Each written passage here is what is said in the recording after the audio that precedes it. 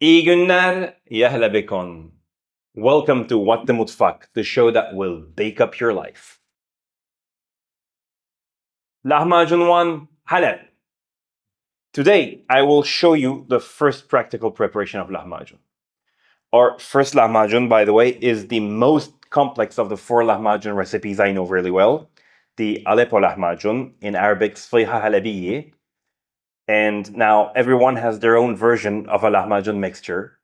This is true even in Halep. The version I will make for you is the one that is one of the most popular or well-known mixtures in the Halep area. And yes, I personally learned this recipe from a lahmacun bakery in Aleppo. I tried many types of lahmacun there from many different bakeries, and this one was my favorite. And it is worth mentioning that the others were all very good, or at least decent, but this one stood out a little bit. So let's divide the necessary ingredients into 4 categories, as it should be with all lahmacuns. 1. The dough, the ingredients for the dough. 2. The meat, the type of meat to be used. 3. The non-meat, the ingredients of the mixture excluding the meat. And 4. The fat, the tail fat. 1. The dough. Let's start by making the dough. The dough should be strong and on the dry side, with a 55% to 60% hydration, made from very high protein flour, while the rolling should be made with irmik altı, or the samit in Arabic, which is pretty much powdered semolina, on the rolling surface. The dough that actual lahmacun bakeries use is made without yeast, but homemade lahmacun generally, Halep locals use leavened dough. This is because home ovens don't get hot enough, and you'll need around 400 degrees to properly cook lahmacun. Yeasted dough rises slightly, separating the dough from the meat better. This prevents the dough from burning and allows both the dough and the meat to cook more evenly in a non-professional setting. My electric oven can reach 320 degrees, so I can even use unleavened dough when I make it with my electric oven at home. But maybe yours doesn't, so you can try the dough yourself and see the results. One of the keys to making great lahmacun dough that does not rip is to first add cold water, then salt, and around half the flour. Knead it until the gluten bonds are well developed, then add the remaining flour. The dough is ready when it reaches a firm but smooth consistency that we call kulak memesi kıvamı, or earlobe consistency in Turkish, that bounces back rather firmly. If your flour's protein content is not very high, you can add some irmik or samit in Arabic, the rough equivalent of regular semolina, at around 5% of the total mixture for increased hardness. But we have in Turkey a flour called baklavalık that has very high, more than 14% protein content. The reason why you will need a hard flour is because the farce/mixture is going to be rather wet while our dough is paper thin. Any mistake there and your dough will tear, and worse, stick to your peel. So whether it will tear or not will depend on your skill and experience. And I always make my lahmacuns using a mixture of pide flour and baklava flour that sets the protein content around 13.5%, making it very durable while still being workable. Finally, here are the ratios for 1 kilogram of dough that I'm using for this batch, with a hydration of around 55% to be made in a masonry oven. The salt content in the dough should be around 25 grams per kilo of dough, so water 350 grams, flour 635 grams, and salt 25 grams. After the dough is prepared, I divide it into 35 grams balls for the Halabi style, put it in my dough tray, and let it rest. Note that once you have the skills, you can easily do this without a scale. Part 2, the meat. The second and most important ingredient is the meat. For the Halep style lahmacun, and generally all across the Ottoman geography, the meat must be deboned lamb rib meat from a male lamb. In Turkish, it's called kuzu kaburga. In Arabic, it's ذورة الخروف or Allah al-Kharus. And by the way, while in Beirut, in the neighborhood of Al-Ashrafiyye, I met George Saade, a classical baker and lahmacun maker who was unsurprisingly using the exact same formula, as in meat type, fat, and meat-to-vegetable proportions.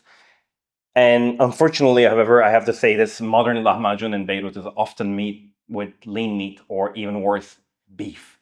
This is a grave sin. For those of you who happen to go to Beirut, please pass by the Saada Bakery in Forn al Hayek in the neighborhood of Ashrafiyeh and taste the real lahmacun of Beirut. ونحن بنسلم عليك من هون يا معلم جورج. For this recipe, I will prepare a little bit more than 600 grams of filling, excluding the fat, meaning I will cut 300 grams of rib meat. I will mince it by hand with my zir, which should take about 5 minutes. Important note, you do not need to clean the silver skin of the rib meat, which, by the way, is by far the hardest to clean in all of the portland. Some professionals do clean it, and it takes a lot of time, but as we will mince the meat very finely, any silver skin will melt into the meat. I opt of not cleaning it. After doing a final knife test and making sure the mince is fine enough, I set the meat aside. Part 3. The non-meat. A typical sfiha halabiyya relies heavily on onion. For 300 grams of meat, you'll need about 1 good onion of 200 grams, followed by 1 tomato of around 100-150, and around 100 grams of green and or red chili peppers. I end up by adding half a bunch of fresh parsley I picked up from my own yard. Now, you will tell me that I have exceeded the meat-non-meat balance I was talking about all the time. But do not forget that these have their skins, stems, and seeds on, and we will squeeze out their juices. Only after squeezing out their juices, they will become equal, if not very close in weight, to the meat. A very important point here is that the part of the farce excluding the meat, everything non-meat, can carry a slight advantage of around 10% against the meat, and that will be fine. But overall, it should not be less than the meat by weight, as if so, contrary to what you might think, the taste of the lahmacun will become much heavier if the meat happens to get the majority seeds. Again, once peeled and seeded, the vegetables should be finely chopped on the same board and their juices squeezed out before ultimately combining them with the meat. And I use a colander for that, but you can use any strainer that is solid enough. Do not throw away this juice, but do not drink it directly either, as it had contact with a board and equipment where raw meat has been minced.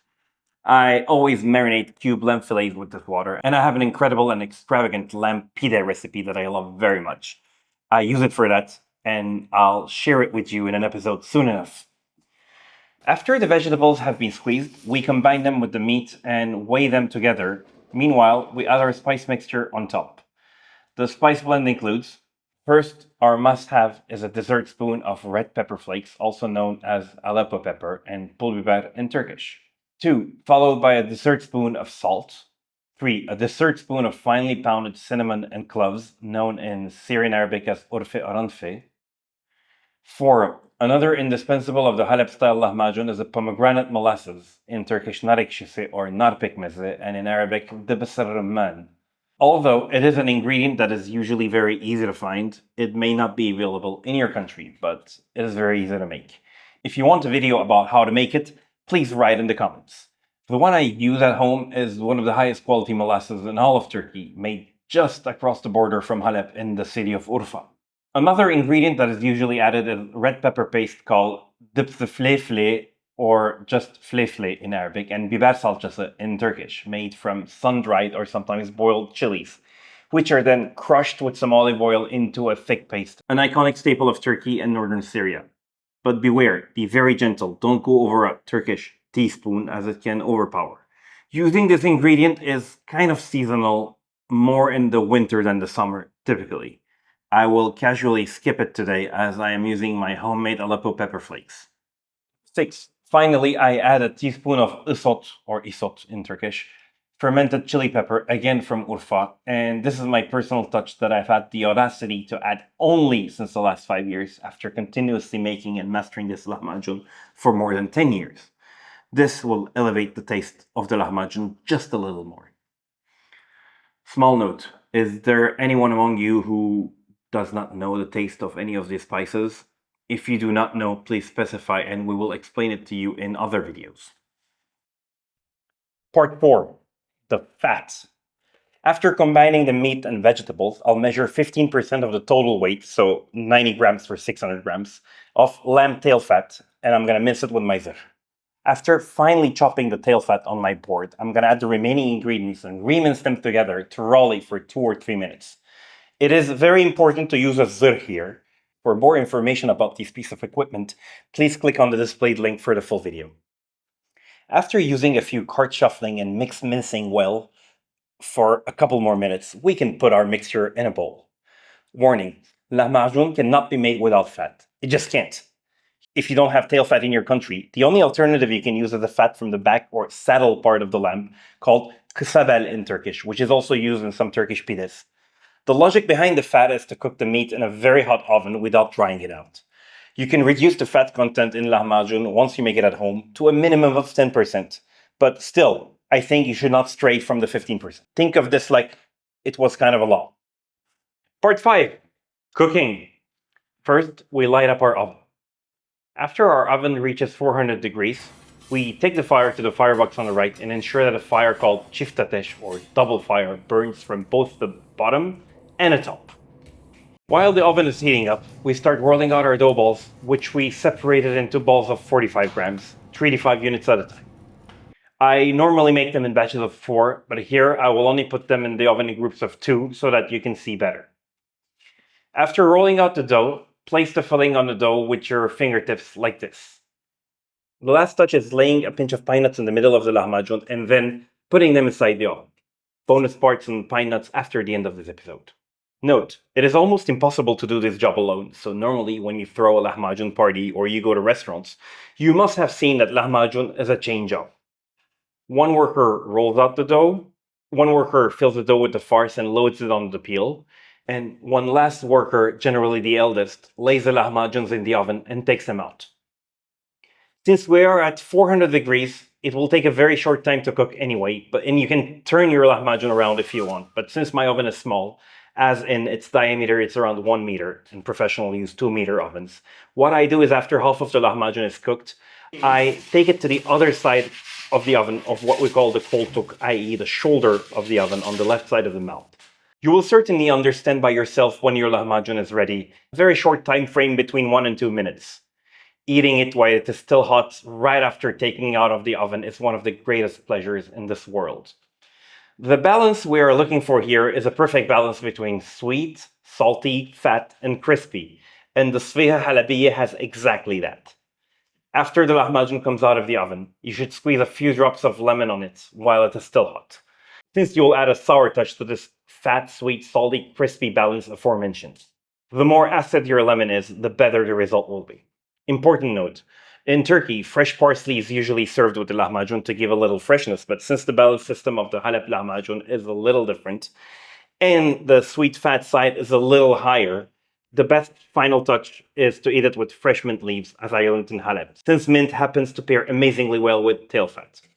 A custom that is almost a law is that this lahmacun should always be consumed with fresh and frothy homemade ayran.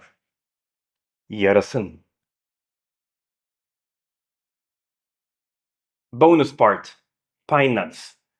Çamfıstık in Turkish, sonuber in Arabic. Although Turkey is one of the world's largest pine nut producers, pine nuts are very expensive as a raw material since they have a very difficult harvest. When I lived in Syria, it was much cheaper there, but please don't worry, I am saying this especially for the Turkish audience. Pine nuts freely grow in most parts of Istanbul and also most of Turkey. All of the branches of the Pinus pinea species, and they drop cones now and then. And when you pick up a full pine cone, it is pretty much heavy, up to 2.5 times the weight of a regular pine cone. And that certainly means it contains pine nuts. To extract the pine nuts, leave the pine cones inside the oven and close the door shut while the oven cools down after you've finished making your lahmacun. That is, when it descends to around 250 degrees, you'll be good to go. The next morning, your pine nuts will be ready, bloomed up from the cones. Separate the nuts from their thick shells with a small hammer blow on top. Note, the pine nuts of Turkey and Syria are the highest quality in the world and possess a unique bittersweet taste. But even in Turkey, it is possible to find lower quality pine nuts from countries like Italy, Pakistan, or the USA for much cheaper. You can recognize them from their small and triangular shape. Please do not use them as they will give a bitter taste to your dishes.